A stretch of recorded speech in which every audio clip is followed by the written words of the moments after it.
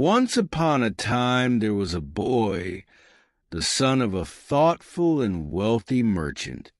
He had inherited all his wealth from his father, only the son was not so thoughtful. He quickly spent everything. Only a pair of slippers and a nightgown were still in his possession.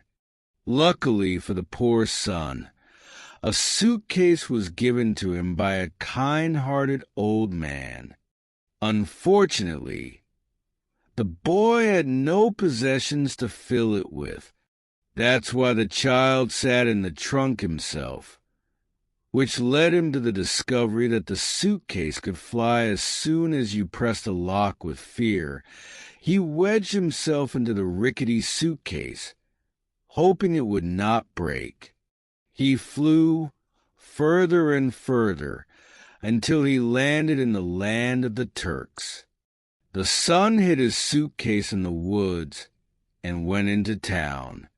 There was a huge castle there. "What kind of castle is that?" the boy asked a Turkish woman. She answered politely, "There lives the daughter of the Sultan young man. Apparently, she, the princess, would become very unhappy because of a lover according to a prophecy. For that reason, they let no one come to her." Unable to resist the curiosity, he returned to his suitcase and immediately flew to the highest tower of the castle. Through the window he flew, and his eyes landed on the beautiful, sleeping princess. The power over himself he had lost. He slowly walked up to her and kissed her.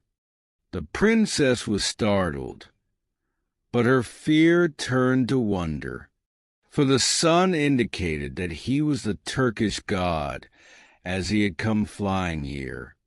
Without any hesitance, he began to speak about her appearance. About each of her features he knew to tell a fairy tale with passion. He knew how to talk, so he immediately asked for the hand of the princess, to which he received a yes in reply. "Next Saturday, you must come here. Then the Sultan and Sultaness are here for tea. Then make sure you have the most beautiful fairy tale to tell. For my mother, it must be moral and serious, and for my father, it must be comical and laughable." So the son left again to prepare for Saturday. He bought a new dressing gown and spent as much time and attention as possible on the story he would recite. Soon it was Saturday. The royal family and the entire court were present. The son was received with a friendly welcome, and everyone was eager to hear his story. The son began to tell stories, and soon he was bringing lifeless objects to life, to characters that each had a story to tell. Pots, pans, matches. Everyone had something to say. The royal couple was impressed.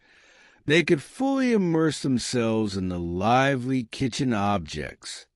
Immediately, they gave the boy the hand of the princess. Naturally, a party followed to celebrate the marriage. The whole nation was in joy and cheered loudly. The sun celebrated and flew through the fireworks-strewn sky. It was wonderful. Once he landed in the forest, the sun returned to the city. The people claimed to have seen the god of the Turks with their own eyes, flying in a mantle of fire.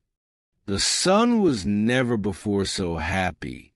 When he returned to the forest, his suitcase was nowhere to be found. Just a pile of ashes lay there. The suitcase had been burnt by the fireworks. Never again could he return to the princess, while she would wait for him forever.